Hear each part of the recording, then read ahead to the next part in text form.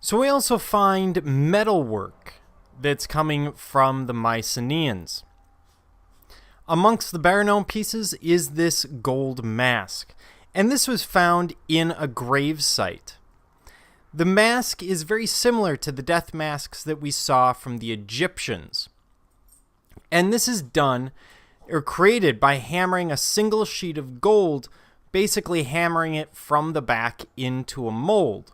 Now, unlike the Egyptians, it is not as lifelike. They are not idealizing a form. In fact, we can all see errors in the facial representation. They're taking the same idea, but they don't have the same craftsmanship here. So we're creating a life-size human face, possibly in part portrait, and applying it to the body. And this is not the only one we see. We see others, and they're much more, the face itself is much more generalized than what we see in Egypt. We don't see something where we can immediately identify the person who wore it. And then we have the inlaid dagger blade with lion hunt. This is also a grave good. And this is a bronze dagger inlaid with gold, silver, and a black metallic alloy. And it shows two things: wealth and a very warlike state, because suddenly the status is in being a warrior.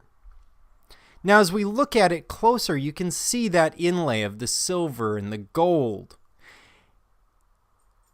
And on the opposite side, we actually see lions attacking deer. Here we see people attacking a lion, and in fact, one of the people is dying in the lion hunt. So the idea is that these warriors are stronger than the lions that are stronger than the deer. The lions are kings of the jungle.